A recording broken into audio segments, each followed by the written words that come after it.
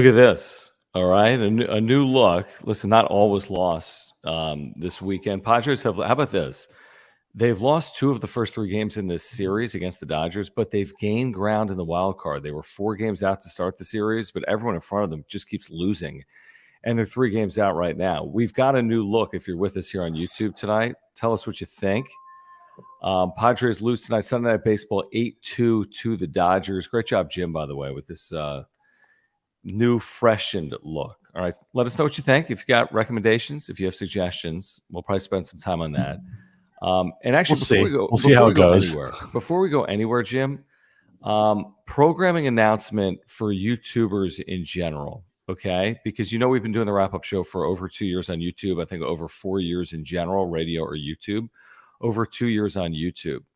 We've been doing John and Jim, where we've been named back-to-back Sports Talk Radio Show of the Year in San Diego, thanks to you guys. So what are we going to do with John and Jim? Well, we're taking John and Jim to YouTube. Oh, wow. Wow. So we're going to have the wrap-up show on YouTube. We're also going to have John and Jim on YouTube. I mean, we've been on YouTube here for 2 years. We started back in like late 2021. So yeah, we're starting a new YouTube channel for John and Jim. So everybody subscribe, hit the link, go subscribe right now. We are debuting on Tuesday, I believe, Tuesday. So yeah, I feel like people don't like this. Well, everything takes a while to get used to. I didn't like when Taylor Swift went to like pop, but look at her now, Yeah. Brent says not a fan of the layout. Brett says we're huge. JD Gacha doesn't like it. So no one likes this. No one likes it. Everyone's like, fuck these guys. This layout looks like a shorts video. I have to move my laptop further away, LOL.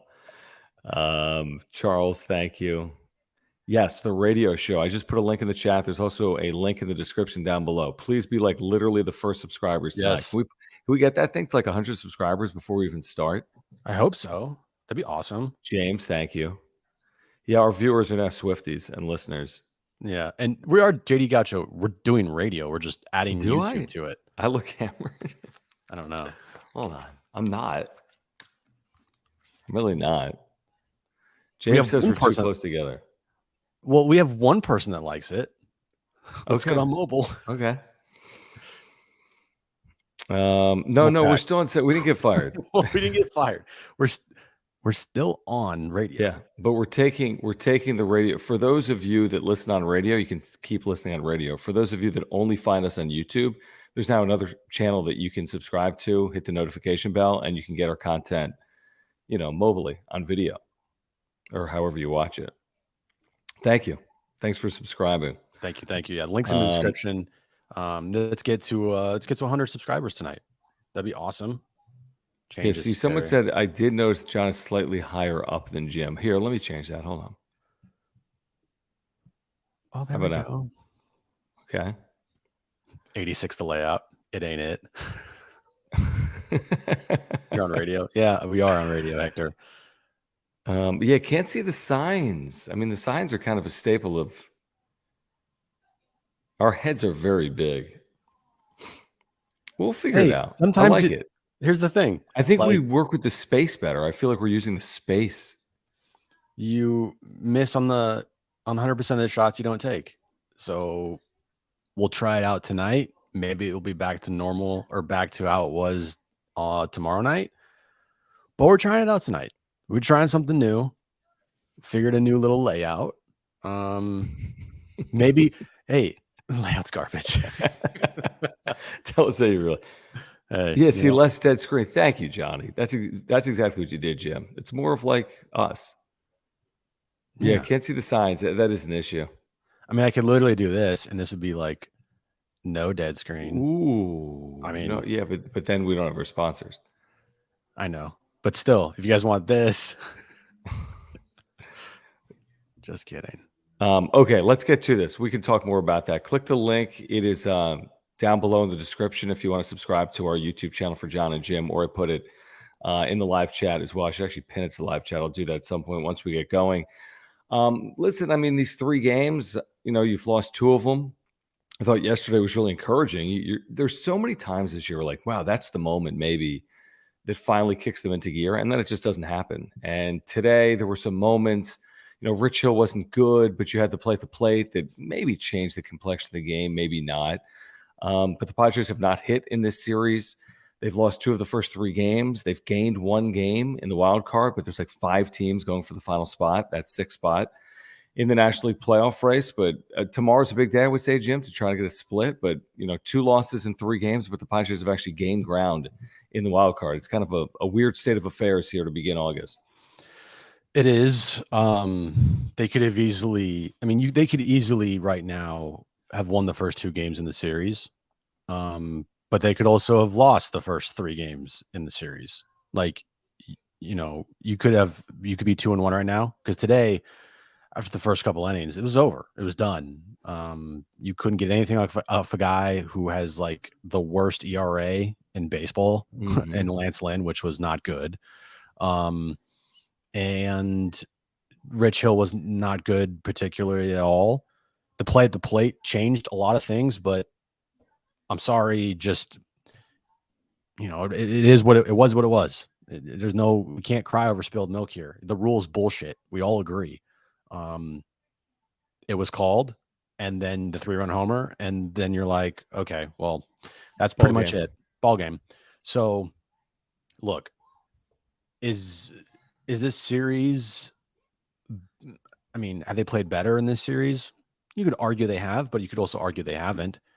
Yesterday was awesome, but if without that 8th inning, you just lost 3 in a row to the Dodgers. So yeah, it's again disheartening. And if they can come out tomorrow and if they win tomorrow, a split like we said, you take it. But they have to win tomorrow. That's the thing. And you're dealing with a team that you just can't beat in the regular season. Like, they just can't beat them. And that's been the problem by facing the Dodgers, is they're just not good against the Dodgers in the regular season. But I'll take a split any day of the week if they can get it tomorrow. Yeah, definitely. And again, they're not losing it. I mean, they've lost nothing. If they split the series, at worst, they've actually gained 1 game in the wild card standings. Here's where it gets weird with the whole object and mirror are closer than they appear. Like, it sounds pretty good, because it is, to be only 3 games down the wild card. Like, that's obviously very doable. There's a million games left. The weird part about it is this: out of these 5 teams, no more than 1 will likely make the postseason. Padres, Diamondbacks, who have been awful, and you're going to see 7 times in 10 games. Miami, who's been awful, who you're about to see. Cincinnati, who's been awful, okay, who's 3 games better than the Padres. And then the Cubs, who have been great, one of the best teams in baseball, I think 17-6. Since the All-Star break, the Cubs are 3 games better than the Padres. Then the Phillies and the Giants, well, yeah, you could still technically get involved with them as well. You're now 6 games behind the Phillies and the Giants, so that's less likely. But, Jim, I just said there's 5 teams: Cubs, Reds, Marlins, D-backs, Padres. Only one of those teams in all likelihood makes the postseason. Doesn't mean it can't be the Padres. And by the way, thank you for the super, JD Gacha. We'll get to all the supers as always. If you want to see the supers in our brand new layout, well, nothing's really changed. But thank you for your support of the channel with the super chats. By the way, if you're but everyone here, hates subscribe. If you're here, subscribe. We have year-round Padres content. You can smash the like button for us. Follow us on Twitter at John Schaefer, at Jim Russell SD. We really do appreciate the supers. Great way to support the channel, control the direction of the conversation, make sure we get to your comment. We get to all of the super chats as always. But yeah, out of those 5 teams, only one is going to make the postseason. Could absolutely be the Padres, but there's a number of teams that could also land that final spot. Yeah, and that's where they're like getting not lucky, but with how everyone's playing in front of them, you lose today, it doesn't hurt you as much as you think it does, because the record's one thing, but I look at, okay, how many out are they of a playoff spot? I mean, if they happen to make and it's not going to happen, I understand that. But if they happen to make the playoffs with an 82 and 80 record, would anybody like be upset? I mean, I wouldn't think it'd be the greatest thing in the world, but still they'd make the postseason. It'd be weird because you didn't really earn it. You kind of backed your way in there if you were getting in that low of victories, but everyone else around you sucks. And they're having horrific second halves. so far. I mean, Arizona is just cliff diving. Miami, same thing. Cincinnati, since the trade deadline's 0-6. Chicago's actually played really good. Philadelphia, and then the Giants are just like below average. So everyone around you is not doing good. The Mets, they're done. They're out of it. So you don't have to worry about them anymore. I don't think Arizona is going to turn this thing around. Miami, I think they're going to end up this year around 500. So really you're worried about Cincinnati, Chicago, and that's kind of it in my mind. And Milwaukee, because Milwaukee is like a half game better than Chicago. So like if Chicago takes over the division lead, then Milwaukee's in the conversation. Like this thing, no matter what happens, in my opinion, I think they'll hang in it. And I also think it's going to be very hard to create separation because there's all these teams. So like unless all of these teams play below average baseball, the odds of that are unlikely. And the fact that 3 or 4 of them have played poorly means that that's unlikely to continue probably for the last 50 games. If one team is hot and you play good baseball, it's going to take, all season, obviously, to get into the postseason. At the end of the day, it's like, how many chances have they had you? How many times they get to within a game of 500, within 2 games of 500, within 3 games of them? Like every single time they make their move, it always takes them an additional day, 2 or 3. They have not been over 500 since May 10th. We know they won't be over 500 until at least August 9th because they need to win the next 3 days to do that. So it's just been incredibly slow for this team to get turnover, yet somehow they're still very much in it. JD Gacho, thank you. He says, live, I thought Kike Hernandez beat the tag. I didn't. He was out. He was out. I mean, he was clearly out. The rule it's dumb. Is a dumb rule. I mean, on a play in the infield, on a ground ball, I have no clue what the catcher's supposed to do. This is not a throw coming from the outfield. This is not a play in which you have time to set up where runners are coming from second to home. Guys at third base, it's a freaking safety squeeze. Like, what choice does the catcher have other than to put himself in position to make a play? I don't know what you're asking of catchers. You're asking the world of a catcher. In that spot, he was ruled out, and of course they overturn it, and it feels like that's like the story of the Padres season. It is. If you want to call it unlucky, call it unlucky. But, it's just, again, crying over the spilled milk thing here. It sucks. There's nothing that can be done. There's nothing. Like, everyone could get mad all you want. End of the day, I'm more upset that this team scored 1 run off Lance Lynn than that stupid rule. Yeah, that's a good point. Like, how about they go out there and overcome? Because once they're down 6-0, it's over. It's over. So how about you overcome? How about you score 5 runs off Lance Lynn and put some pressure on the Dodgers? But no, that wasn't happening then. I mean, dude, yesterday was their first comeback trailing by more than a run after the 5th inning all year. Let me say that again.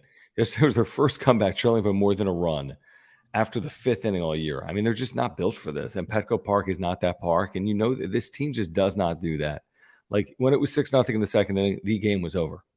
Like, if you had any hope, then it was full. So, Carlos, thanks, man. Good to have you in the chat as always.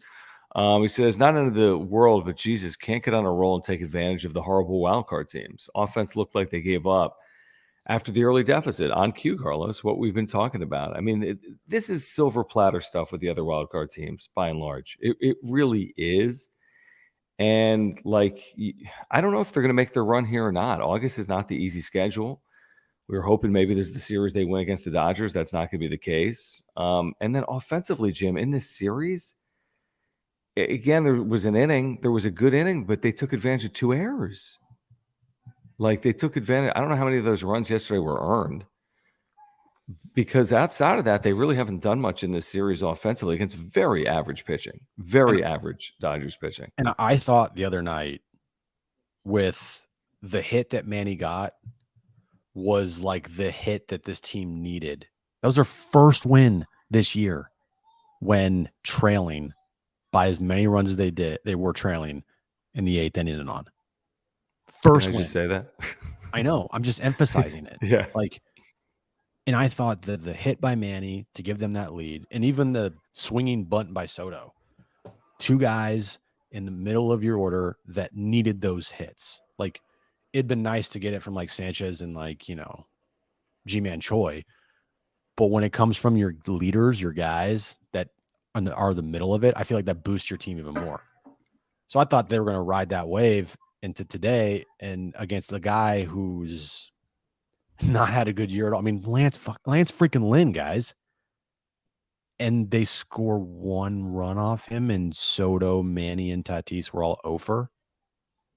Not good.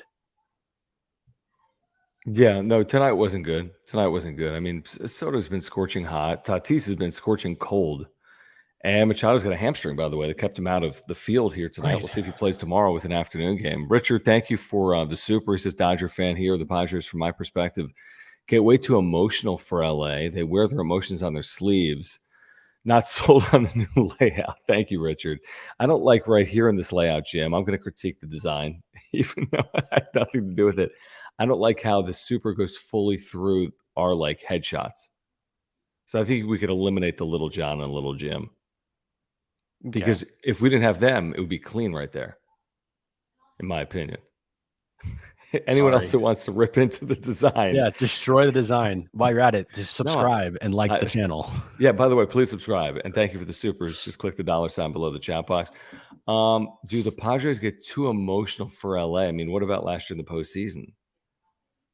You know, I mean, I can't explain it, Richard. They just can't win a series against the Dodgers in the regular season. That's just a fact. I don't know why. They just can't. Like they physically can't do it. It's insane to me. It's insane. Aaron, what's going on? No relation, I would assume, to Jim's Aaron, who spells Aaron differently. And Aaron wants to know, thank you for the super, Aaron. She says, what do you make of Tatis these last roughly 15 games? First of all, he's hit the ball hard. Tonight, he flied out to deep right center field. He flied out to center field warning track. Yeah, he's mired in a huge slump. I mean, there's no question about it. His OPS might be under 800 at this point. He's slumping. He's got to get out of it. He's capable. 797 OPS. So he's come all the way back to earth, Aaron, to your point. And he's got to be better these last 50 games. Got to be. Did you hear the comments by Eduardo Perez talking about? I watched the whole game, but I wasn't listening with a lot of volume, and Jones was hanging with me, so probably not. What do you say? Well, go back after this and look at it. Fadden put it on his Twitter page, but the gist of it was that he believes Tatis has lost his confidence mainly because the Padres took away him being in the leadoff spot and playing shortstop away from him. And well, no, because he was playing really well when they took the shortstop spot away from him. And that he was a leader and the man at shortstop, and now he's just a right fielder. I mean, here's the thing. ESPN Sunday Night Baseball has dropped so significantly over the last 25 years. There's like not one sports property in this country that have had such a precipitous drop than Sunday Night Baseball. Like it used to be a thing of like interest. Now it's like, oh no, they're on ESPN Sunday Night Baseball. I wish it was on Bally Sports or whatever the hell they call it now. I mean, it's really bad. It's really, really bad. And I like Eduardo Perez. I like Carl Ravage. But you're right. The broadcast in general, overall, is just lacking. Tough. It's a tough because they try to get too cute, I think. Like they're interviewing. Look, here's Freddie Freeman and Mookie Betts talking to each other in the dugout during the game. And they're interviewing Tatis, and of course, they bring up Anchorman again, and you're like, dude, why? Like this town nationally is not known for they're not only known for Anchorman. Like, stop it. Right. Like the movie came out in what year and nobody cares. Like, stop. The Anchorman movie was like, yes, it was in San Diego, but it's not San Diego. Right. Exactly. That doesn't mean San Diegans want to talk about it 20 years later. Right. Especially to a guy who's probably never seen it before. I mean, they asked him about like Tatis was like, yeah. Like what? He's like, yeah, I love anchors. But still creating like a narrative that Tatis has lost his confidence because he got things taken away from him. Like, what are we doing? That doesn't make any sense to me. How do you know? No, that would be saying like the narrative when Machado wasn't hitting. Maybe he just wasn't hitting, right? Like when Soto wasn't hitting, Right. Always the trade. When Bogarts isn't hitting, it's the wrist. I mean, there's always everyone's looking for angles. I know, Yeah, but that's dumb. like, how about this? He's slumping. Tatis is Oh slumping. yeah. Oh, he's slumping. He And is. when you slump, you're not gonna have much confidence. No, I agree. So maybe it's as easy and simple as that. JD's third thank you. He says, "Why do we act like we've dominated the Dodgers in the postseason for years now? It's 1 year. These games matter. Dodgers could end postseason hopes this year, like the Padres postseason hopes this year." Nobody who's pretending like that. Maybe I'm missing out on the chat. I mean, the facts are the facts. Last year's postseason win over the Dodgers is more consequential than what happened last year in the regular season, or even this year in the regular season, where the Padres are 2-7. But yeah, to your point, you need to make the postseason. But the Dodgers winning the series, if that happens, is not going to like make up for the Dodgers losing last year in the NLDS. And by the way, when the Dodgers beat the Padres in the 2020 NLDS, that was significant as well for the Dodgers, obviously. So, I mean, but in terms of like Padres franchise history, they don't have a lot of postseason series wins. And to go through the Dodgers, like, what should we do? Erase it from the history book and never bring it up again? I mean, I think it was pretty significant. It was very significant. It was a very significant thing to create a rivalry that was one-sided for the last decade. Right. I'm sorry, but until the Padres beat the Dodgers in the postseason last year, this wasn't a rivalry. It just wasn't. The Dodgers beat the shit out of the Padres every single year. Every single year they played them, they won. That's how it was. That's not a rivalry. The only rivalry aspect of it was that these fan bases don't like each other. Like, yeah, I hate Dodger fans and I hate the Dodgers, but that doesn't make it a rivalry. You need to have something on field happen for it to become one. And when they beat the Dodgers in the postseason last year, now you got it. So yeah, now it's a rivalry. But I think to just say it's one postseason, like it was more than that. It's more than that. Now they have to go forward and beat these guys in the regular season. I 100% agree there, because if this turns out to be where the only thing that this team has done against the Dodgers in the last decade was beat them in one postseason, albeit a significant postseason, then it's pretty one-sided still. I'm going to get back to the Supers, but I think this is such a dumb take. And thanks, John, for hanging out. To put it like that, but it means nothing if you don't win the World Series. Sorry, it just doesn't. Well, then nothing has ever meant anything in the history of the Padres. All the billions of dollars that fans have spent over the last 50 years, all the like billions of dollars the Padres have spent trying to field a winner, none of it means anything because they haven't won a World Series. But it's not as simple as that. I mean, obviously the goal is to win a World Series. But to pretend like nothing has any value unless you win a World Series, then basically the whole Dodgers history is irrelevant since 1988 as well. So, I mean, it is what it is, Not a rivalry. I love people in the chat. It's not a rivalry.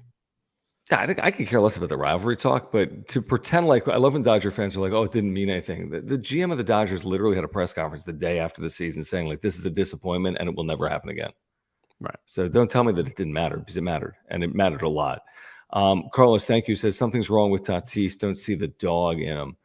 I mean, he's gone through stretches, and he definitely can wear it on his sleeves. We have seen that before with Tatis. I mean, he hadn't played in such a long period of time, and it's not about that, but just to play this many games. He hasn't even played this many games in the season, really, has he? In his big league career, it's been a while since he's played this many games. So, I mean, guy slump, player slump. He's going to get out of it. I do believe he'll get out of it, assuming he's fully healthy. He plays every single day. He's got to get out of it. If this team's going to make the postseason, you're going to need Fernando Tatis Jr. to be way better than he's been over the last month. So I don't know what the reason is, Jim, but I know he's capable of getting out of it. Oh, I think he is too. And yeah, he is slumping for sure. But I still always think when he's at the plate, he's a threat. Like, his numbers might not be there right now, but he is still one of the biggest threats in baseball. At any moment in time, he can change a game. At any moment.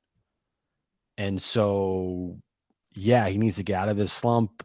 Maybe he needs to take like a day off. The problem is this team can't afford to give these guys off days because of where they're at in the season. So you need to just play your way through it. And we all knew that this year was going to be a grind for Tatis. We all did. I'm coming off of not playing for over a year. Yeah. That's just expected, guys. And I think for not playing for a full year and this whole suspension and kind of, coming into this season, knowing he has a target on his back wherever he goes, I think he's had an okay year. Is it a Tatis year? No, it's not. But the dude's going to end up with 30 plus home runs. He's going to end up with around 90 RBIs. His overall numbers might not look great at the end of the season, like his average and his OPS. But I think that coming back and doing what he's done this year, it's good. It's not great. It's good. Yeah, the fact that he stayed healthy and played Gold Glove defense and at times hit for power and run a little bit. Yeah, I mean, there's a lot to be encouraged about, but he's got to finish off this year. I mean, he can't just tank the final 2 months and finish with a 740 OPS and us feel good about his season. That's for sure. Carlos, thank you for the super again. He says, would have loved to see Odor beat up Joe Kelly Punk. Did we talk about, was the Joe Kelly thing Friday night or Saturday, Jim? It was Friday, right? It was Friday, yeah. And they lost that game, right? We talked a little bit about it, and then people wanted to see the Padres retaliate, and I was like, just retaliate by winning. I think we're at the point in the year where I'd prefer to see the Padres win than plunk Mookie Betts. I don't know what it's really going to accomplish. I don't know if we were going to have a Jose Ramirez situation, if that's what we were looking for with the Padres and the Dodgers, but Joe Kelly's always been a punk, right? So it is what it is. I'm not willing to listen, the Dodgers have done well enough against the Padres that there's no need to go plunk whomever to make it, give them even more motivation, would be the way I look at it. Do you, though, ever see the Padres retaliating? For what? I just don't. He wasn't hit. I know he wasn't hit, but for him cursing out Tatis in the back of the rubber. Yeah, just doing anything, like throwing in, I don't see it. Not on that. I mean, if he got hit, maybe. I don't for that. I could be wrong. Maybe there's this. You know what, Jim? Though, if you didn't do it today, when are you going to do it? I mean, you're down the whole game. Could have done it today all game. And they need to win games. They need to focus about winning first. And what if tomorrow Lugo throws at Mookie Betts and they determine it was on purpose and they throw out Seth Lugo? Yeah, exactly. And then you got to bullpen your way through the entire game. Exactly. With who the hell knows who that would even be. It wouldn't, yeah. Not going to be Pedro Avila, who they're calling Avila the whole night. Again. Right, for 4 innings. SJL Stevens, thank you for the generous super chat, guys. If you're here, please subscribe. If you are here, subscribe to our new John and Jim channel by clicking the link in the description down below. We'll tell you about our title sponsor, Mark Nimitz, in a moment. SJL says, kept syncing Tony and Jesse's play-by-play, otherwise unwatchable, talking about the ESPN broadcast.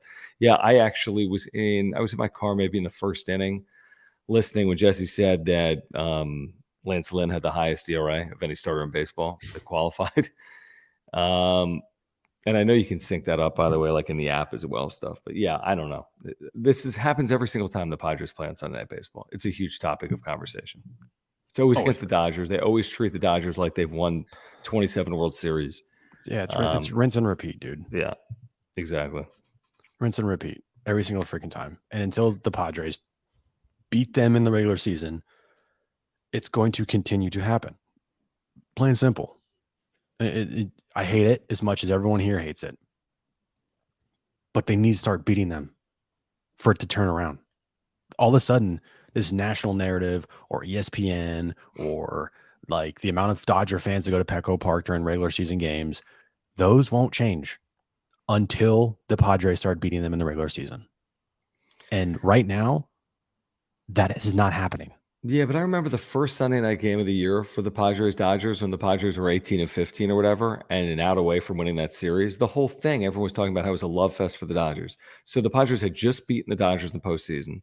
The Padres had led that entire game. We're about to win a series. And the whole broadcast, all anyone talked about was the Dodgers love fest. And that was in April when they were 18-15. Well, and not 10 games back. I mean, maybe that postseason didn't matter to ESPN either. I don't know. I guess not. They got to do it again. That one, Homie's Garage, thank you, says no starting pitching depth. Feels like 2021. Hopefully not like 2021, but the point's valid. I mean, the Musgrove thing's a problem.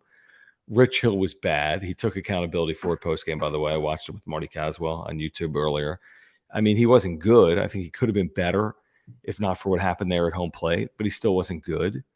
I don't think it'll be 2021, Jim, but it's, the other thing about 2021 is, at one point they were 10 or 15 games over 500.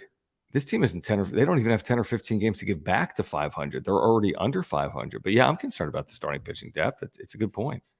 Yep, with no Musgrove for the foreseeable future. I mean, the Rich Hill thing, that's going to be a scary outing every time he's on the mound. Blake Snell's a 5-inning pitcher. Yu Darvish can be hit or miss. I thought he was fantastic on Friday night, but he's had blowups this year. Seth Lugo, you're worried about his innings limit, or at least him going over innings, whatever. Michael Wacha is coming back from an injury. So, yeah, it's a little worrisome. Especially if this offense doesn't carry the day. All right, let's get back to the Supers. Jim, would you mind pulling up whatever you need to pull up for Mark Nimitz at Farmers Insurance, who is our title sponsor here? As you guys know, look at this. We got a brand new graphic for Mark. You're not going to see our heads for a moment. Just relax. We're still here. You can hear us. Thank you, Mark, for your longtime support of this channel. Guys, if you're here, you know how much it means to us that you've subscribed or you watch this, and we couldn't do it without your support. We couldn't do it without Mark Nimitz. It's as simple as that. He's been with us since day one. He's an amazing insurance agent. He's been with us for over 2 years. He can save you so much money just by switching your insurance, $750 or more, whatever it is, auto, home, renter's life, earthquake insurance. Mark is your guy. I've got earthquake and homeowners and a life insurance policy through Mark. He saved my family so much money last year when we had a claim, not just saving us money, but saving us time. I didn't know where to turn. I didn't know what to do. And Mark took care of all of it. So if you're looking to save money on your insurance, Mark's a San Diegan, and he's a lifelong Padres fan. You can click the link in the description down below, and you can get to Mark's website, which you see on screen, and you get a free quote online. And he can save you $750 or more if it's a renewal. If you're looking for information on a new policy, get in contact with Mark. Again, lifelong Padres fan. Click the link in the description down below. Great way to support our channel. Click that link, and thank you, Mark, for your support of the channel. Yeah, and all this information always is on the screen at all times. mnimitz@farmersagent.com. When you reach out to our buddy Mark, let him know that John and Jim from the Wrap-Up Show sent you. This is great from James. Now you really need the hat with Mark's info on it, so it can always be above your head, Jim. Good point, because now you got to be like, it's off to my left or whatever. I just said on the screen, so there you go. Dude. People don't like change. And so, you know what, James, like, yeah, people don't like criticizing you. No, I know, but I think that a lot of people in this chat are like, wait, what is this? That's because it's fun to troll. Like it's so easy. Again, we asked for people. Like we would never. Do you ever in life ask for someone's opinion on something? If you do, then you're going to get their opinion on something. Like, right, yeah. It's so, fine. What do you guys think of the new look? Everyone's going to rip it again. Destroy us. But that's because Tell we're us we asking. suck. All right, let's get back to some of these supers. Like this one from our buddy HBVV, BRBF, BBFBM. Thank you for the super chat, guys. If you're here, subscribe. If you're here, thank you for the supers. Click the $ below the chat box. Padres lose game 3 to the Dodgers 8-2. He says Mookie and Roberts are zesty AF. LA is dirty, polluted. Okay. Good super. Thank you, HBVV. Always appreciate your commentary. John, thank you.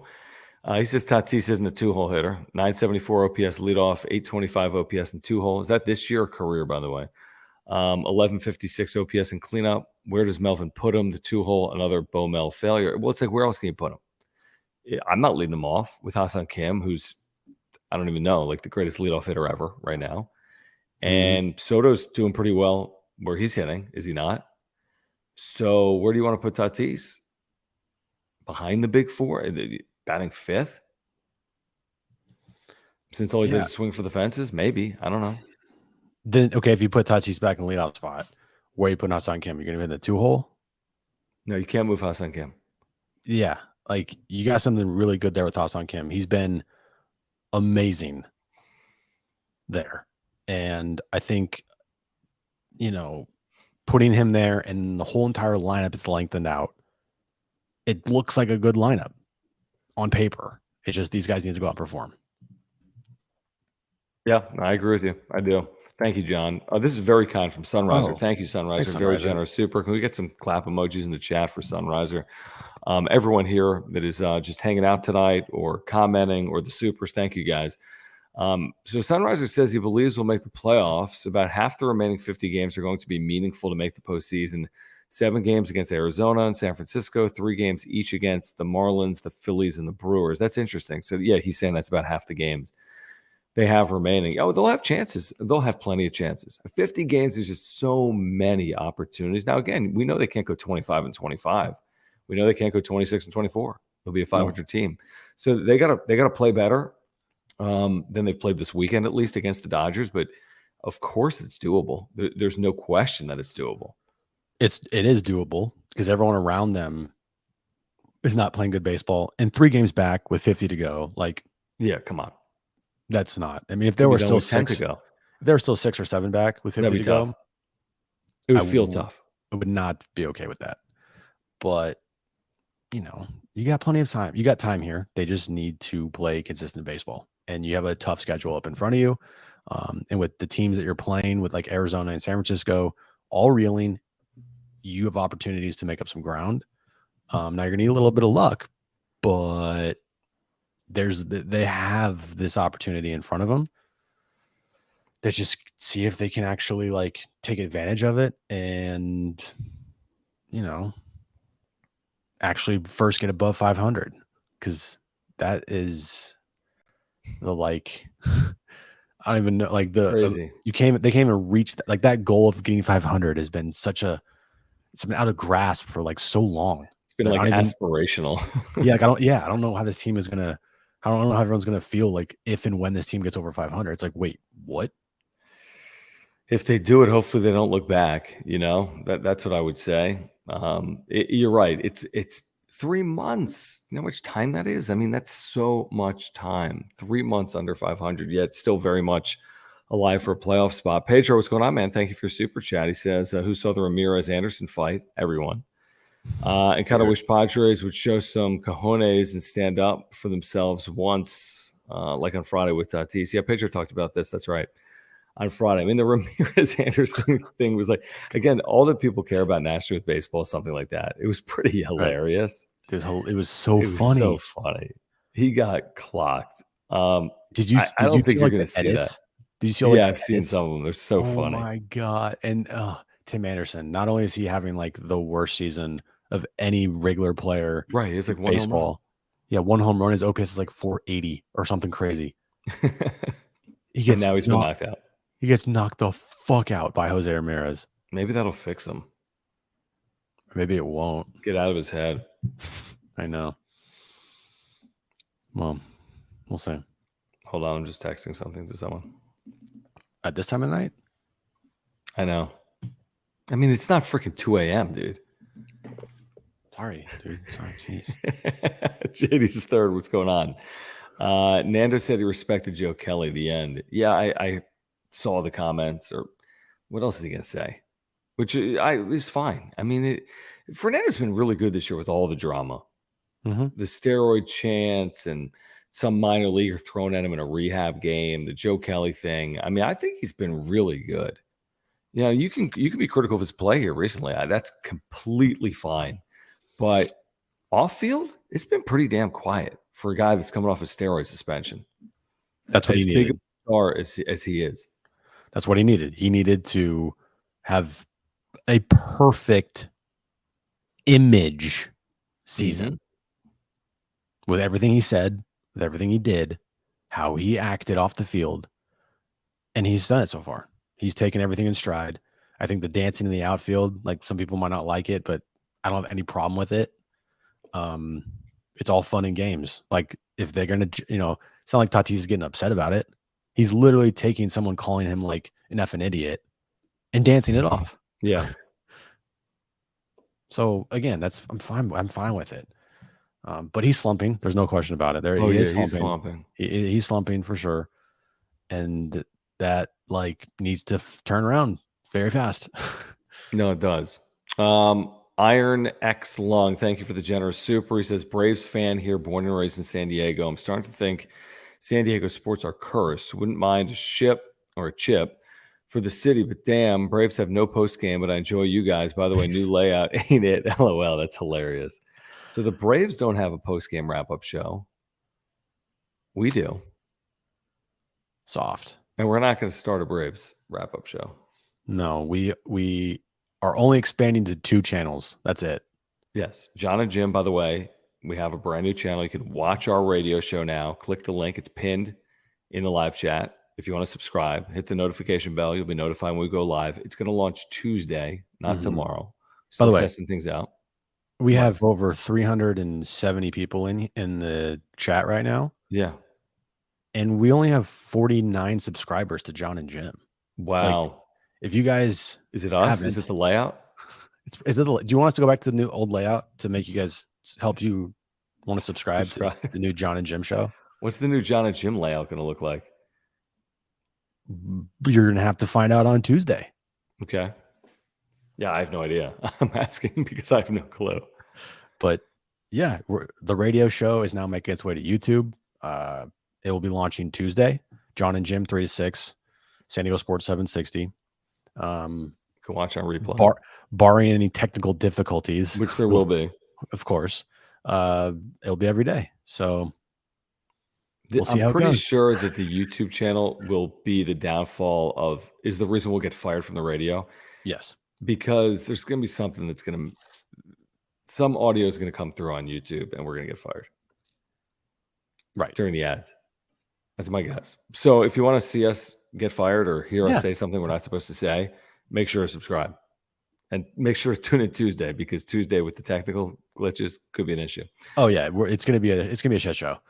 Yeah. Every so often, thank you for the super. He says, random topic. I know we all hate on Grisham, but I feel like he lifts the pitching a lot with his defense. I don't see any easy upgrade at center. Well, certainly not at this point. They've just stuck with him thick and thin. They have for years. Yeah, he made a really good play laying out yesterday, didn't he? To his left. Mm-hmm. He did. Yeah, he's had moments. It's like you want to upgrade and they never do. And there's good and there's bad. It's never perfect. I don't know how to describe it. That every team has a weak link in terms of like a starting 9. I mean, they got enough in their lineup with Kim, with Cronenworth, who's played better, that they should have enough, even if Grisham isn't a 300 hitter, which he's never going to be. It should never be a case that this team, lives and dies by Trent Grisham at the plate. It shouldn't. Now, is it a fucker? I don't know what I was saying. What was I saying about Trent Grisham? Live or die. They should never live or die by Trent Grisham at the plate. Right. Like, he's going to have a lot of 0 for 4 nights with like 3 strikeouts. And they should still be able to win games. Mm-hmm. Like if that was Manny Machado a lot, then you got a problem.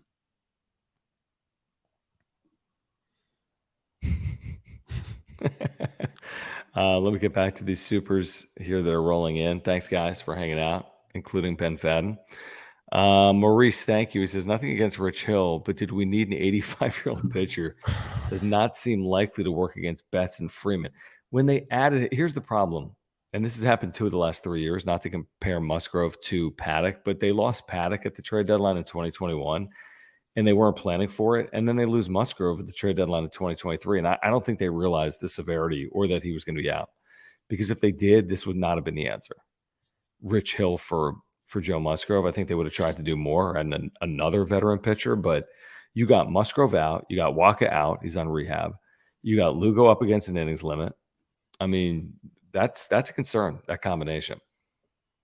I agree. It is. And it sucks. Like the timing of it all is just, it's shitty with Musgrove. I said it Friday on John and Jim, walking to Blind Burrow. I felt this new, like I re-energized feeling, going into the season, or not going into the season, but going into the weekend, that I don't know. Like it just felt different. Like how they played up to that point. You're 1 game back. You're playing your best baseball. The trade deadline was positive. You have everybody ready to go. And then it's like, oh, by the way, Joe's going to miss 3 weeks, potentially the rest of the year. You're like, oh, shit. Mm-hmm. You I know. know, and they went out there that night, lost the game. Thankfully, the 8th inning happened yesterday, but today was just like Friday where you couldn't get any offense going at all against a guy who, I mean, just be real here. It's like you need to hit this guy. And even yesterday, I mean, you can't take away the 8th inning. Obviously, it was there. Right, but they didn't hit the starter, But whoever that was, at the it was an 6.75 opener. ERA. It was a random opener. Yeah. And he struck out the first 4 dudes. And you're like, right. What? Okay. So I'm not saying that the Musgrove thing is going to ruin this season, but it puts it puts a lot of things in doubt. It's like, okay, you lose the second best pitcher in baseball over the last 2 months, and you replace him with Rich Hill, who just gave up 6 runs today in 3 innings. Yeah, it can be the difference between winning and losing. Not great. Yeah. SJL Stevens, thank you for becoming a member. If you'd like to become a member, click the join button down below. You'll get custom emojis and badges that you can use here in the chat. So thank you guys. If you are a member of this channel or would like to consider becoming a member, click the join button down below. While we have a moment, Jim, I'm going to pull this up. I figured it out. We want to thank you for hanging out with us, whether it's live or on replay. We also need to thank our partners, including our friends over at Aura. Their co-founder, Will, is a huge Padres fan and a San Diegan, and this great company has offices right here at Liberty Station in San Diego. This is plant-based nutrition. All of their products are plant-based. If you're looking to get healthier, you need to turn to our friends at Aura by clicking the link in the description down below or go to ora.organic. They've got products for everyone. Probiotics, I take one every single day for digestion and heart health. They have pre-workout supplements. They have proteins for after workouts. They have omega-3 oils. If you take fish oils, they have an omega-3 oil that you could take. They have sleep pills and they have immunity pills, and they literally have something for everyone. They've supported this channel for a long, long time. If you're looking for ways to support this channel, please click the link in the description down below or go to ora.organic. Get yourself healthier, whether it's yourself, your family, your friends. ora.organic. Find a product that is right for you and support this channel. And thank you, Aura, for your support. Yeah, go there right now. They have everything you need to live a healthy lifestyle.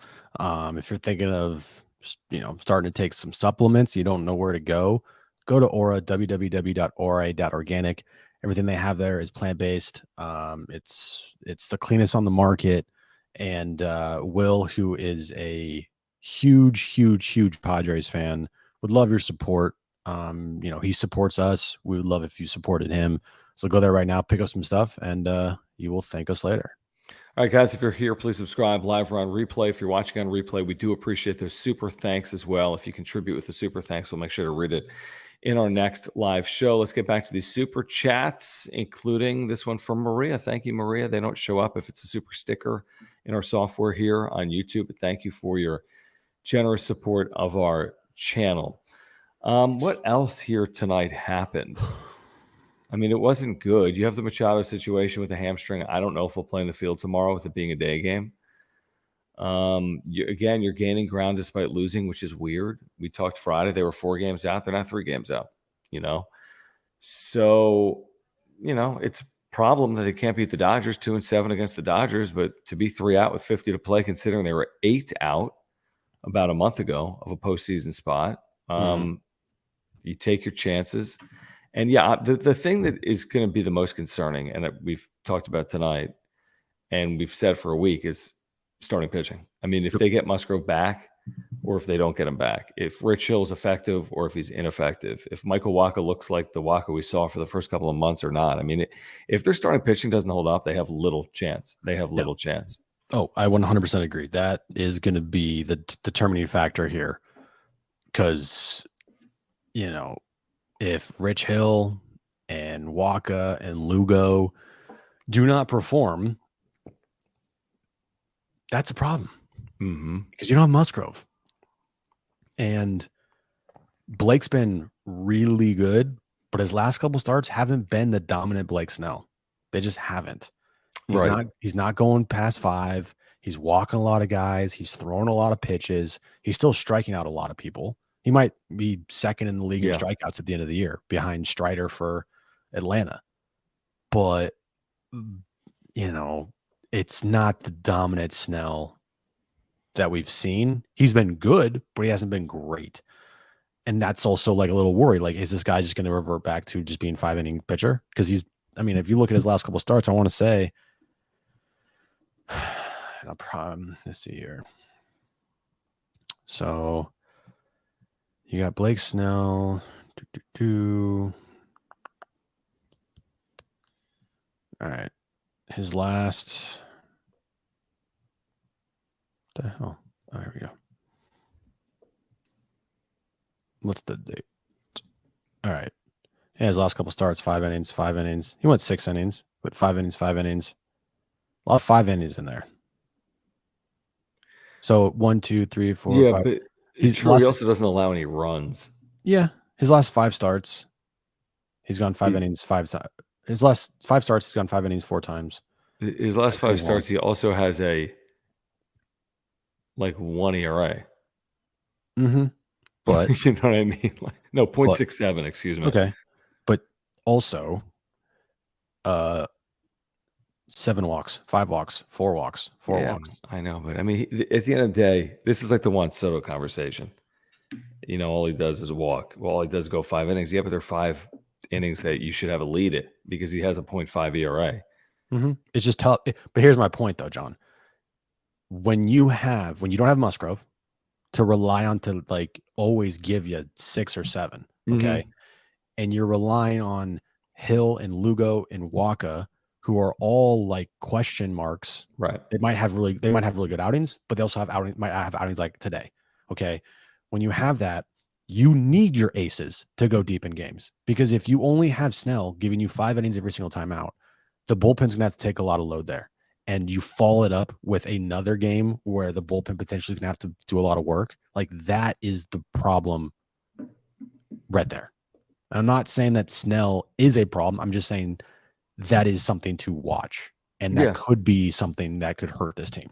Because he doesn't go past 5 innings. Right. And today, and this is interesting from James, and thank you, James. Today, Rich Hill goes 3 innings, but he says, I don't blame Rich Hill for tonight's loss. I believe Hill's an innings eater. We'll save our bullpen and go 5-6 innings a game and give up 3 to 6 runs. Well, if it's anywhere near 6 runs, it's way too many. Mm-hmm. Just need offense to produce to win those games. But it's but look at tonight, James. I mean, to your point, I mean, let's even say Rich Hill went 6 innings tonight and allowed 6 runs. You're nowhere near winning this game if that's the result. If he goes 6 innings, 6 runs, I don't think you're getting anywhere near winning this game. He goes 6 innings, allows 4 runs. I mean, they didn't really do anything on offense. So I get the point. I think Rich Hill's obviously going to pitch a lot more than 3 innings by and large when he pitches for this team. But, this offense is so inconsistent that even like what Jim was saying with Blake Snell, it's like Snell gives up an earned run. And you're like, oh man, down 1-0.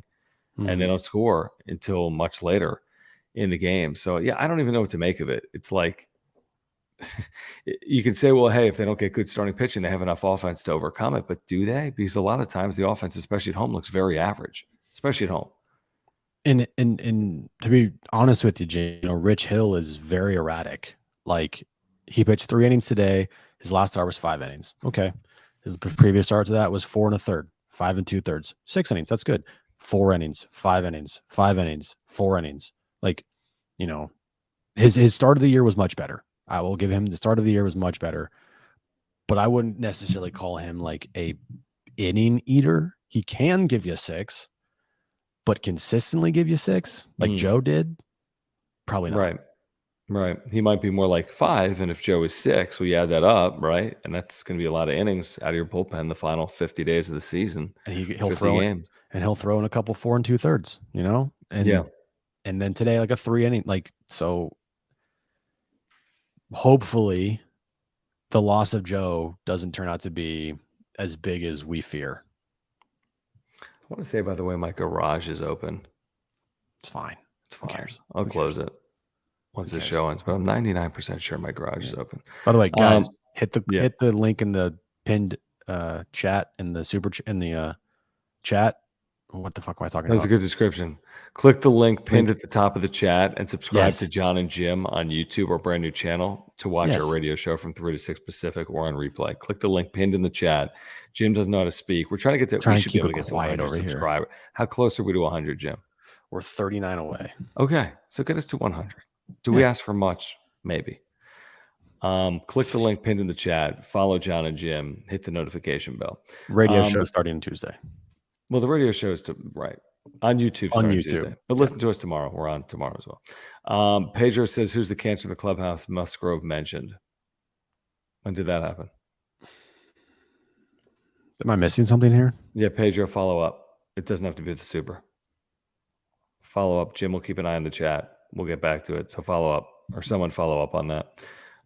Every so often, thank you for the super. He says, as nice as the Padres farm has been on the surface, the inability to develop starting pitching is insane. Do we know what role Balsley has there? Does he even have it? Is he with the organization still?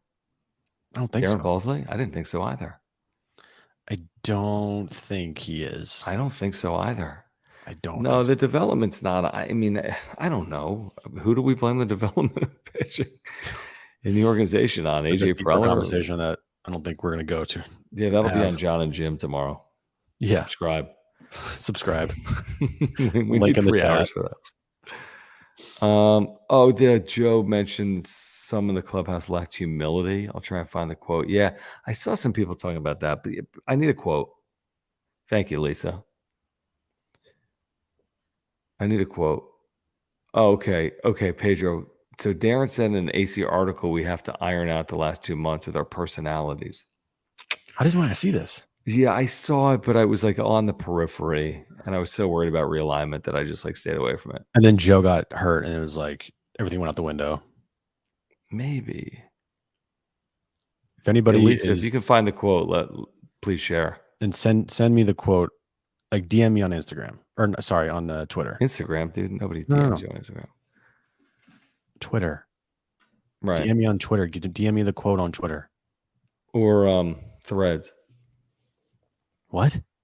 You know Threads, dude? I honestly haven't gone on Threads. Either have I. I turned off the notifications. I haven't opened in a month. The only way I'll ever go back to that thing is if Twitter/X officially like dies. Jim, I'm trying to add. Oh, I did it. Does this work or no? Make that look better. Guys, if you're here, the best and easiest place to play fantasy sports is at underdogfantasy.com. And if you use promo code PADSWRAP, that's Pods Wrap, you'll get a 100% deposit match up to $100. They have drafts going on right now for the 2023 NFL season. Also for tomorrow's action in Major League Baseball, as you can see on screen, $3 drafts going on right now for tomorrow's action in Major League Baseball, including Padres Dodgers. So if you want to play, go to underdogfantasy.com or download the Underdog Fantasy app. Use promo code PADSWRAP. That's Pods Wrap and get a 100% deposit match up to $100. Then they have the pick'ems going on where you just pick higher or lower and you pick 2 or more. And if you get it correct, you win. And you can do that right now with tomorrow's Padres game. So, for example, you can pick Fernando Tatis Jr. higher than a half single tomorrow. You can also select, let's say, let's find a Dodger to go lower on. Tony Gonsolin. Give me. Is he going to go 5 1/3 innings or more? No, lower. Okay, so he's not going to go 5 1/3. So there are 2 picks. Let's pair it with a Josh Bell lower. Aw. So you go 3 for 3 there, and your $20 wager turns into $120. If you insure it, you only have to get 2 out of 3 correct, and you can still win. So again, play right now, underdogfantasy.com or the Underdog Fantasy app. Use promo code PADSWRAP. That's Pods Wrap and get a 100% deposit match up to $100. Now what happened, Jim? Look at us. We're so little. Now we're so big. Now we're normal. Normal size. Every so often, thank you for hanging out. Thank you for the super. He says Matt Carpenter is the new Preller spy. Rest in peace, Tingler. Yeah, I mean, Carpenter's still here. Garcia's still. Hey, Garcia was pitching the 9th inning today, Jim. I know. Congratulations. Carpenter, I mean, who knows? He's still on the team, though. Garcia, still on the team. You know, it's crazy. Again, I don't think it's the difference between winning and losing, like a game like this. Hey, you have Carpenter, but I don't think it's helping. I don't think it's helping win either. No, it's not. So we never got a quote here on what people were talking about on Musgrove. No, I was looking for it. I couldn't officially find it. Oh yeah, what about the Cronenworth comments? I did find it interesting the way he said it. You know what I'm talking about? Talking Friars about the crowd. I did, yeah. By the way, I was getting an acai bowl today at Northside Shack. You know that acai place, PB, and North Park. Have you ever been there? It's incredible. You know what I'm talking about? No. Have you ever gotten an acai bowl? No. Not really. Has anyone ever been to Northside Shack? The place is unbelievable, Jim. You should see this acai. You don't even care about acai. You would care if you saw these acai bowls. It's unbelievable. Okay. Anyway, I'm in line. Hear me Okay. out. You don't Okay. care. Okay. I'm in line. It's like all these like cool like people, and then there's like Acai names. talk. There was some like girl in front of me, and she's like scrolling on her phone like everyone is, whatever. And I happened to see because I couldn't not see. She was right in front of me. She's on Twitter. The first freaking tweet that she stops on, talking Friars. Yeah. Oh my God. That's right. She was a talking Friars follower. If you were at Northside Shack today, you know what I'm talking about. Here's the quote. Okay. By the way, Lisa was like, I'm sending it to John, not Jim, because I don't want to subscribe to Jim. Thanks a lot. That is so funny. Thank you, Lisa. Let's see. One person I may know. Okay, except thank you, Lisa. Wait, is Jim kind of weird on Twitter, Lisa? Sorry. This is great. She's like, screw you, Jim. Do I need the Reddit app? I might need the Reddit app. How about you send it to me? Because I have read Reddit. you. I have Reddit. Lisa didn't want you having it. Well, the only way we're going to read this thing is if you send it to me, because you don't have Reddit. Because you know me. And once I download this, I'm going to ask you 1,000 questions. Like, yes, how do I open Reddit? Do you even know how to send it to me? Send this to me. I don't know how to send it. Oh, here we go. Log in with Google. I don't. Wait, you can DM me. You don't have to subscribe to my. Excuse me? Lovely Lisa. I can't DM Jim unless I pay and subscribe. Oh, that's me. Dude, you have to change that in settings. You have to change that. They automatically set it like that now, Jim. Are you getting no DMs on Twitter? I got a DM yesterday. From someone that's verified, potentially? No. I just got a DM like an hour ago. You got to check your settings. SD chat. I got to send this to Jim because I don't know how to read it. Oh, wait, hold on. Here it is. All right. Musgrove was asked. We have so much to get to here. We have the Musgrove with the Cronenworth. Let's get to the Musgrove from Lisa. Thank you, Lisa, for sharing. Musgrove was asked, what can be learned from this season? I think humility, probably. Put your ego aside, put your accolades and who you are and the name that's on the back of your jersey, putting that aside and be honest with yourself on what you're bringing to the table every night. The level of effort, the commitment, the intensity, the focus. This is fascinating. I think everyone in here at some point in this year can consider that they haven't been at their best in all those departments. And that's what you see from the best teams. There's a consistency in all those areas day after day. I think the collection of people is a big part of that too. When you have guys around you that you know are putting in the same amount of work that you are, that you know are as convicted in what they're doing as you are, that creates the culture in the clubhouse. This is not merely Musgrove's opinion. He is just the one with the combination of gravitas and awareness to be so blunt. That's Kevin Acey, the last line. Wow. Pretty strong words from Joe Musgrove, basically calling someone out or a group of people out to say, like, you guys haven't all done your job all season long. Which is what we've said since day one, and we got criticized for saying that. Right. I mean, it's interesting. It's a truth bomb. For sure. Yeah. Who's he talking about? I mean, he can only be talking about it's like 6 to 8 guys. It's core guys. He's not talking about Trent Grisham. No. He's not talking about Matt Carpenter. Yeah. And he's not talking about Yu Darvish. I mean, who knows? I mean, is it? I have no idea. It's hard to speculate on that, but there's only 5 or 6 guys it can be, if we're being honest. Yeah. It's interesting. Hold on. Did you see the Cronenworth real quick? Yeah, hit the Cronenworth stuff.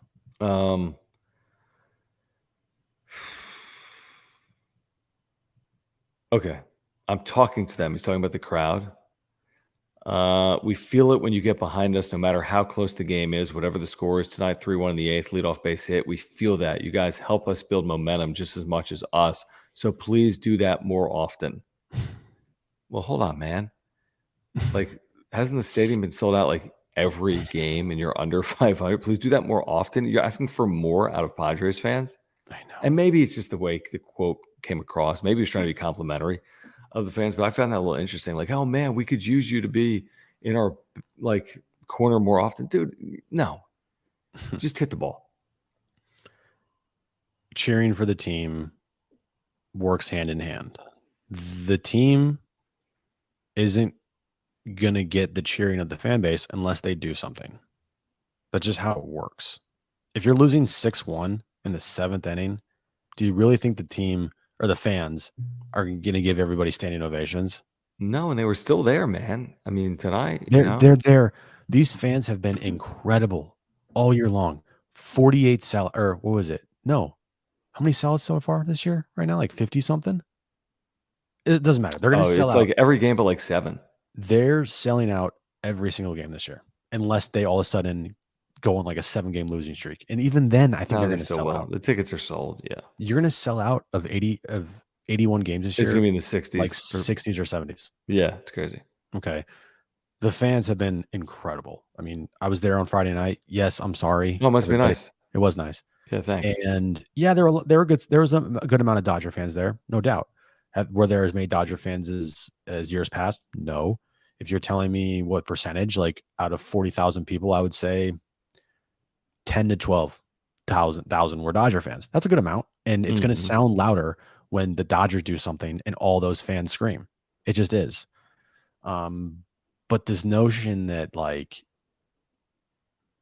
the reason why we're not doing good is because we're not like the fans aren't cheering us hard enough. Like, I don't know. You know what I mean? Like, it's not, I know Dude, it's not what this he's is the saying. best fan base in baseball this year. To put up with this, I know that's not what he's like saying. I understand that, but that's what it comes off as. That's what it comes off as. It might just be a bad quote. Maybe, and perception's reality. So when you read that as a fan, you're like, bro, what the fuck? Yeah. How about you not hit 215? I was like, oh, this is interesting. You know? Matthew, thank you for your super. What's this in reference to, Jim? Down goes Anderson, down goes Anderson. Yeah, that was Tim Anderson. Yeah, you're dumb. Who was the announcer for the Cleveland Guardians? Freaking Guardians announcer. His name is, hold on, don't tell me. Yeah, he's the longtime announcer. Tom something. Yeah. Someone put in the chat. Tom Anderson? I think No.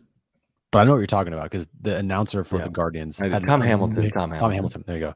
An amazing call. Yeah, amazing. Tom Hamilton's great. He was like, now they're fighting. And then it's just all of a sudden, down goes Anderson. Down goes Anderson. It was awesome. It was hilarious. Every so often, thank you says was the Crone quote before Trey Turner in Philadelphia. Are you talking about the Turner billboards in Philadelphia that he put up? Did you see what happened over the weekend with Trey Turner? I did. Every single at bat, he got standing ovation from the crowd. And then did you see what he did today? Which is he like took out like video billboards across the city saying, thank you, fans. I did not see that. Yeah. Now, again, it's like. Oh, is that in reference? Oh, is Cronenworth referencing what's going on with Trey Turner in Philly? That's not going to continue, by the way, in Philadelphia. No. If Trey Turner continues to hit 250 with an OPS of 620, yeah, fans will not continue to cheer him. Right. But like, what do you want the fans here to do? All of a sudden give standing ovations to Trent Grisham? I mean, dude, the fans have been incredible. I'm sorry. Amazing. Like, they can only do so much. HBVV, thank you. He says Manny Tatis Joe has San Diego on his chest and plays with heart. This group, you're saying, HBVV? Yeah, I don't know who he's referencing. I don't know either. Joe literally has a tattoo. Manny / Tatis, Joe has San Diego on his chest. So are you calling out Manny and Tatis? I mean, it's hard for me to call out I'm not going to call anyone out in this specific inference, but it's hard for me to call out Tatis in general. I feel like Tatis has done the right things this year and said the right things. He doesn't seem like a cancer to me. Might not be playing well right now. No. but he's not pouting. He's not calling anyone out. I think his quotes have been pretty good. Yeah. I mean, and then when Tatis came back from his suspension, he was like, boom, hit the ground running. Yeah, he was. If anything, he's talking about like Manny and like I don't know Bogarts, but like I don't know, man. I kind of feel like I'm over to like try to analyze this Clubhouse. Yeah, we never get to the bottom of it because it's the same thing over and over But again. here's what I do know. It's a problem. Yeah. I don't need to know whose problem it is. I just know it's a problem. It's been a problem. It's like if they can overcome that and make the postseason. I mean, this team has had so many issues. There's got to be a reason why they haven't won, 3 games in a row or 4. Dude, the Nationals have now won 4 games in a row, making the Padres the only team in baseball to not win more than 3 games in a row. Kansas City's done it? Kansas City, I think. I don't think Kansas City's done it. Maybe if they have, it's been recent. I want to say their longest winning streak was 2 games, Kansas City, as recently as the last couple of weeks. I'm just trying to look here. Matthew, thank you again, by the way. Says down goes Joe Kelly. Down goes Joe Kelly. Maybe tomorrow. maybe that's what we see tomorrow in the day game. Right. Oh, by the way, did you see this as well? That Padres season ticket prices are going up in 2024? Yeah, great timing. I mean, it makes sense, though, if you're going to sell out 70 games. Inflation / demand / how much this team is spending, / how much popularity this team has gained. Yeah. It's San Diego. I mean, people aren't turning to the NFL, in September. Kansas City just won 7. They just won 7 in a row, by the way, Jim. So, yeah, Padres are the only team in baseball. The only fucking team in baseball to not win more than 3 games in a row. That's insane. That's insane. And the fact that they can still make the postseason and they can do it not with relative ease, but they could easily do it is really incredible. And Jesse mentioned this on the broadcast the other day. Like, to their credit, I will give them some credit. Not a lot. Give them some credit. Not a lot. Mm-hmm. A little. Every time this team has had a crushing loss, it doesn't turn into like a 8-game losing streak. There's only been one really long losing streak this year. But other than that, they've had a lot of crushing losses, and they've not turned into 5 losing streak, 6-game losing streak. They usually come back and win either like the next day or the following. Yeah, it's so weird. It's so that's another reason why this season has felt so like such a drag, but also how they're still in it. Hey, by the way, if you have, are we at 100 subscribers? Thank you guys that are posting on Twitter, like, hey, I subscribed. Gary Lee. That's cool. Sharing it. Maria, thank you for sharing it. That you've subscribed to John and Jim, our brand new channel, for our radio show. Where are we at? 80? What are we at? 70? We're at 70. Let me put a link in one more time. Yeah, put a link in one more time. We are officially taking John and Jim, the radio show. It's going to be on radio still, San Diego Sports 760. We're just adding the element to it, the YouTube channel. We've been doing YouTube for the last 2 years. Like every day. Yeah. And people in the chat have asked, like, hey, when are you guys taking the radio show to YouTube? Well, hopefully we figured it out and it won't be too much of a shit show. And we are taking the radio show to YouTube as well. So there you go. 3 to 6 every day. John and Jim, San Diego Sports 760. Starting Tuesday. Thank you, Jeff. Thank you, Jeff. Thank you, John. Thank you, John. So yeah, hit that. Go and subscribe there, and get ready for Tuesday. Yeah, we'll be back tomorrow. By the way, Padres Dodgers. We'll wrap up this series. I know it's a 1:00 game, but we'll wrap up this series pieces Padres and Dodgers, and then we will look ahead. We will look ahead to Seattle road trip. It's coming up. Okay, a couple of things. If you're here, subscribe. You're on content for Padres fans. We'll get to these supers that are rolling in here late. Did we hit, by the way, Jim? Here's the other thing we're keeping an eye on is 5,200 subscribers. We did. Thank you, guys. Boom. We needed 789 subscribers today. We're at 5,200 subscribers. If you're here, please subscribe. Year-round content, exclusive content for Padres fans. Smash the like button for us. Follow us on Twitter at John Schaefer, at Jim Russell SD. Thank you guys seriously for the super chats. If you're here on replay, by the way, thank you for the super thanks as well. We'll make sure to comment in our next live video. Every so often, thank you for your interaction tonight. He says the ticket increases are going to make it like the 2010 Giants, where a bunch of companies buy out tickets and quote unquote fans show up to games. I don't know. I don't know about that. I mean, you get that in like playoffs. The deeper you go, the more corporate it gets. Like the only time it's the real fan base is either for like the wild card round or the divisional round. Once you get to the CSs and the World Series, then the vibe feels different. It just feels more corporate. Because like going to, I don't know about you last year, John, but the division round versus the Dodgers compared to the CS versus the Phillies, to me was like completely different. Yeah, I wouldn't know. I wasn't at the Dodgers series. Oh, that's right. I was in Park City. Yeah, because you bailed on this team. I did, but they won that series. And then I came back, and then they bailed on me. Yeah, they did. They're like, "Fuck you, John." I was at game 2, and they trailed like 10-0, and it was like 1:00 in the afternoon. And then they came all the way back to win, and I thought they were going to win the World Series, and then they didn't. I know. But that was a cool day. I mean, game 2. But yeah, that Dodger series is bonkers. The rain, the atmosphere. All right, guys, we are 23 away from 100 subscribers on John and Jim. We're staying here overnight until we. We're not leaving until we get to 100 subscribers. Sorry, guys. We need 23. So what are we asking people to do? Just how do you do it? Well, put the link in the chat. Do we really need to get to 100 subscribers? Not right now, maybe. But if you're watching this back on replay, link in the chat or the description down below. If you're on replay, click the link in the description down below. Go there, subscribe to that channel. It's John and Jim, San Diego Sports 760, our radio show. We're taking it to YouTube starting Tuesday afternoon, 3 to 6 every day. So not only you're going to get 3 hours of John and Jim on YouTube, you're also going to get another hour of the wrap-up show later at night. So like quit your job, get divorced. Right. Yeah, like us. Stop going to the gym. Yeah, don't go out. Get divorced like we're going to get divorced because our significant others are going to hate how we're doing more YouTube. Yeah. You're not even married yet.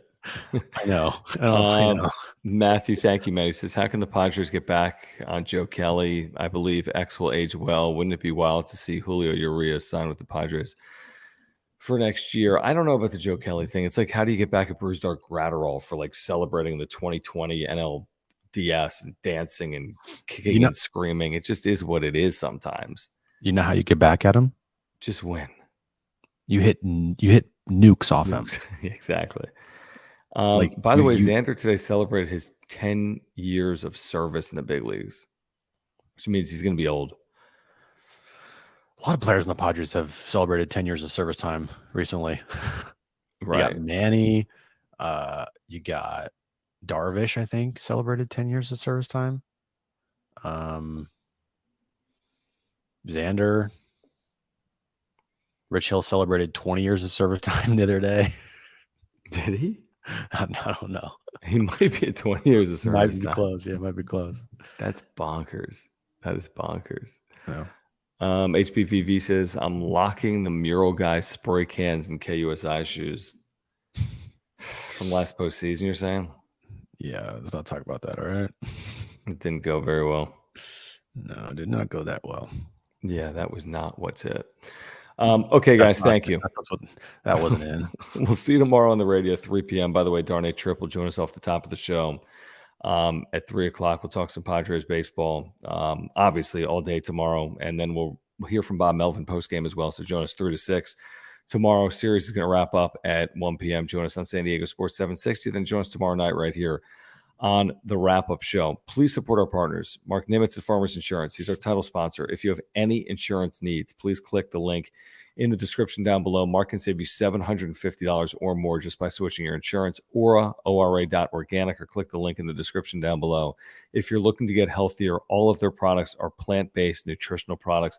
And again, Underdog Fantasy, if you use promo code PADSWRAP, that is PADSWRAP, you will get a 100% deposit match up to $100. It is the best and easiest place to play fantasy sports. UnderdogFantasy.com. Click the link in the description down below. Use promo code PADSWRAP. Get a 100% deposit match up to $100. All right, guys. thank you for your support. Thank you for embracing our brand new look. I know a lot of you have been very complimentary of the brand new look. We'll see if it survives another day, but I know Jim's going to freak out about this. And we'll see you guys tomorrow. Thanks, guys.